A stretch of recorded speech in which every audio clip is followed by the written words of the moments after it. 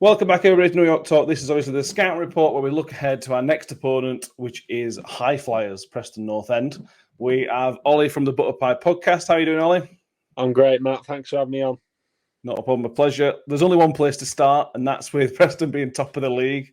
In July, would you have thought that was even anywhere near possible? Not at all. I think any Preston North End fan would have been in dreamland if you ever offered them to be invincible in this first start of the season. 6 wins in a row, top of the league. And also, I saw a stat before where you look at Middlesbrough, and I had Middlesbrough in the playoffs. If you told me after 7 games we'd be 18 points ahead of them, that's no shirking against Middlesbrough, but it's a bit crazy. Yeah, I think I'm still in dreamland, to be fair, Matt, and I think I'm having a nosebleed every day if we're being too high. Let's delve into that start a bit. Like you said, 6 wins in a row. I'm going to ask you a question which you may have been asked before. Is it just because it's been a relatively easy start, or do Preston look the real deal? Do they look good against these teams? I wouldn't say it's been a totally easy start, to be fair to you, Matt, because we've been playing against teams like Sunderland, who I'd have never expected us to get 3 points. But going from last season, our home form was terrible. Absolutely terrible. I think we're like 18th for games played at home, but away we were fantastic. We're high flying and third, and I feel like we've managed to make Deepdale more of a fortress now. And four wins at home, I believe so. Every single one, 2-1 wins. Okay. So if that's anything to go off, I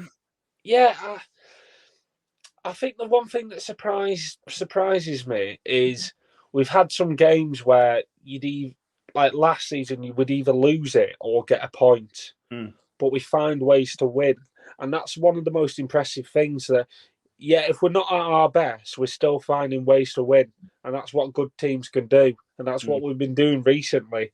You look at Plymouth at the weekend, the possession stats, and like we went 2-0 up straight away within 25 minutes, and then for the rest of it, to be fair, we were just inviting pressure, and Plymouth, were all on top of us, and we just defended for our lives. But I think we've got the mentality now for, even if we're not playing our best, if we go ahead, we're not worried about conceding, because we've got players that will put their bodies on the line and fight for the win. To be fair, it's a massive upgrade on last season. We've got the players happy. There's much more buzz around the club. The fans are proper up for it. Like, we've sold out Rotherham last season. We wouldn't have sold out at all. So there's a massive buzz around the club.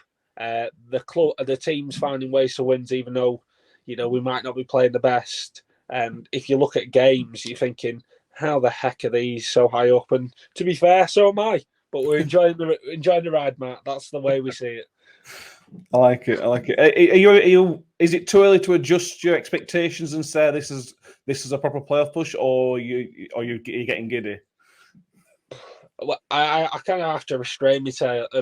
At the start of the season, I'd have guessed we'd remain in our nice little happy place of 11th to 14th place. That's our little go-to. That's our home in the Championship. It's been getting higher. My prediction by the day. We're slowly sneaking up on 7th place in my predictions, which is a bit far share from where we are now. I always say we'll have a look at Christmas and see whereabouts we are. But then following that, we were top in November under Alex Neil, and we still missed out on playoffs. So, hey ho. If we're around about the playoffs or first or second come January, and we still need a couple of players to come in, because what we have now is we have quality in depth. We don't have loads of players, but the players that we do have are quality. Like, we've had our strongest starting 11 and subs bench against Plymouth and against Birmingham for ages, and you've got players that you can play different positions. So it depends how we get on around about Christmas time. I'll tell you what, next time we do the podcast together, Matt, when you're come to Deep Down, we'll see how happy I am then. I might be a completely different person. I might be giving all the effing and jeffing about how we've bottled it again. But yeah, just enjoying the ride at the moment, but too early to tell. Yeah. Let's talk about the transfer business. Spent a little bit of money, not masses of money by any means, but a little bit of money. And it's turned into what is obviously looks like a good window now. It looks like a very good window now. Yeah. You say a little bit of money, but it's a lot of money for Preston North End. Well, it'd be a lot of money for us, but by I know. Well, this is what I mean. Our transfer record was 1.5 million, and we agreed a deal for Tom Cannon for about 6 million, and you're just there like, yeah, where's that come from? Or like, why have we done this before? You know, we spent 1.2 on Mads Rocky Jensen. We brought in Liam Miller on loan, and we brought in our transfer record in Militon Osmajic, who scored yesterday. He's a massive brute up top. Oh my gosh. He whipped his top off after he scored yesterday, and you're like, you won't want to see him in a dark alley. Yeah, all signings of P&E. So Dwayne Holmes, Mads Rocky Jensen, Liam Miller, Osmajic. I'm just trying to win them off. So like the attacking ones. Obviously, we brought in Leighton Stewart as well, but he's more of a development player. All four of them players have made returns on what they've done. So they've all scored.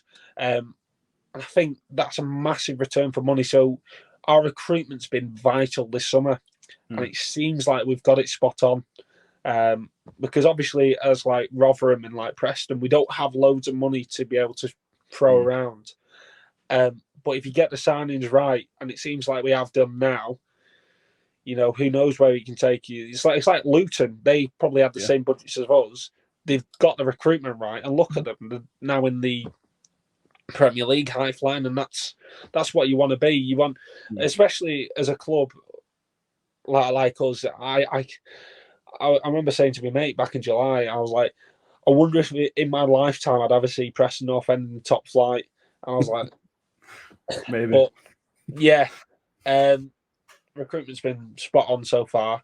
I don't want to say too many positives because I might end up jinxing myself. But yeah, I'm just loving it at the moment, Matt.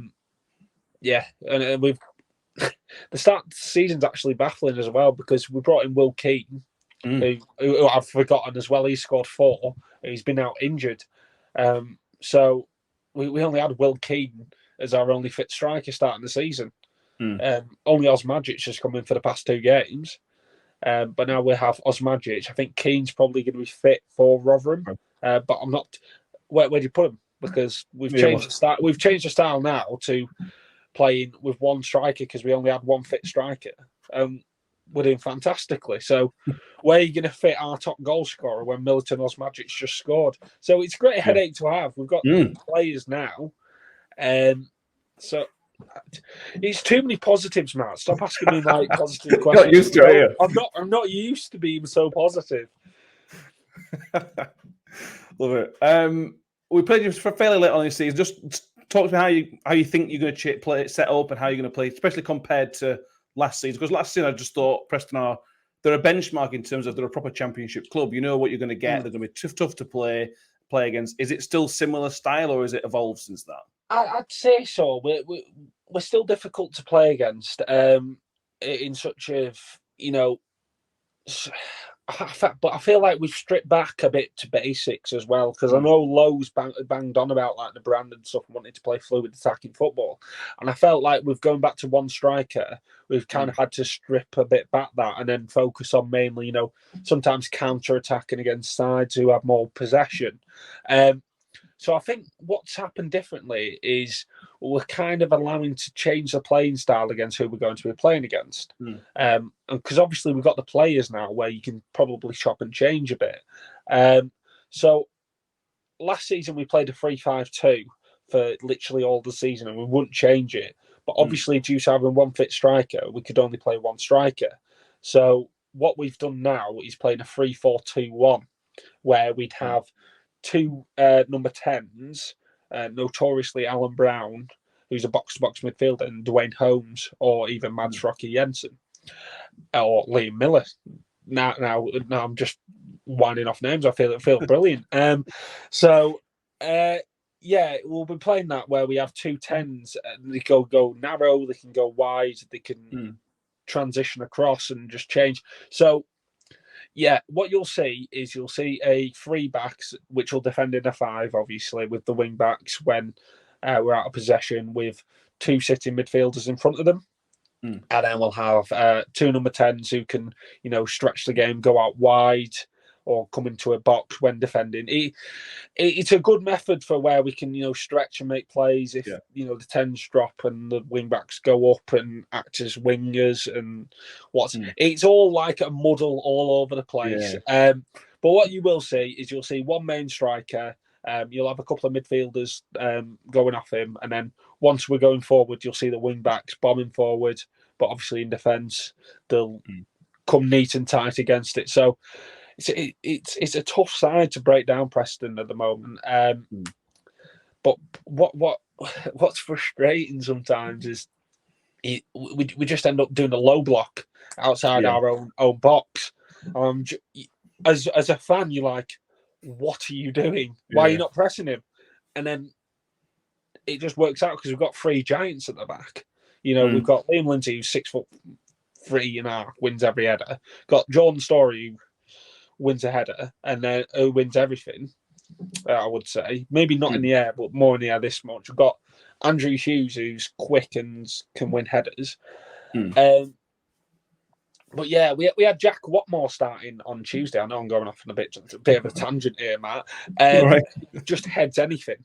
Yeah. And against big strikers, he does brilliantly because he just wins everything. So he didn't have the best game against Tuesday, but he may still play against yourselves because obviously I know you have Jordan Hugill up top. Yeah. Or Hugill, I should say. What a player he was for us. But yeah, for any big physical strikers, we've got defenders who I would trust against, the big strikers. So I know Rotherham like to play up to the big man, but you may have to play differently. And to be fair, it could be a totally open game. But yeah, what I would say is look out for the two 10s because if they're able to play their way, it might be a bit of a long 90 minutes for Rotherham. Fair enough. Very in-depth. Thank you. Let's finish on predictions. Are you staying positive? Are you going 7 wins in a row?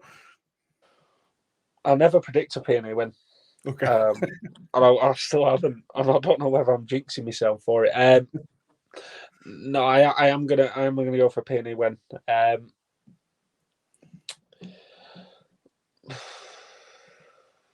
gonna go because it can't be another 2-1, but I can't see us keeping a clean sheet.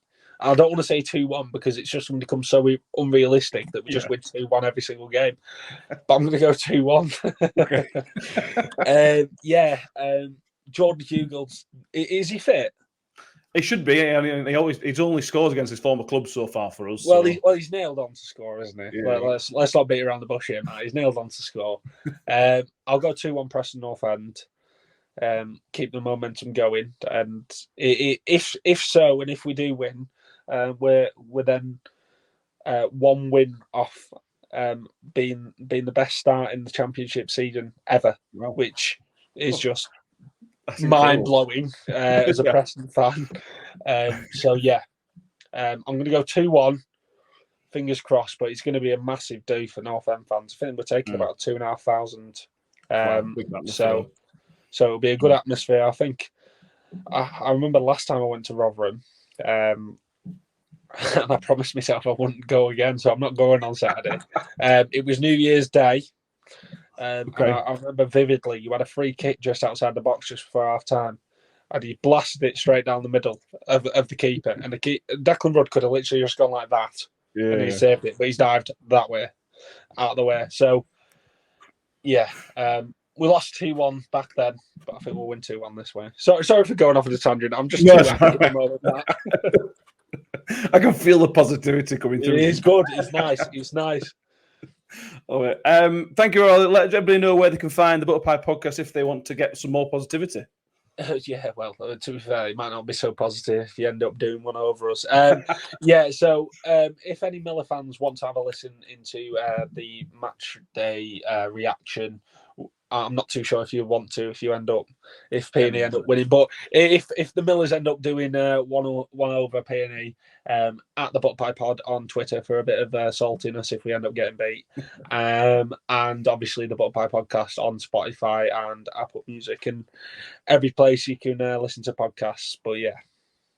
Top stuff. Thank you very much. Thank you who has listened and joined in. If you have liked it, please subscribe and give the video a thumbs up. And we'll finish there. Thank you, Ollie. Thank you very much, Matt. Cheers. And up the Millers.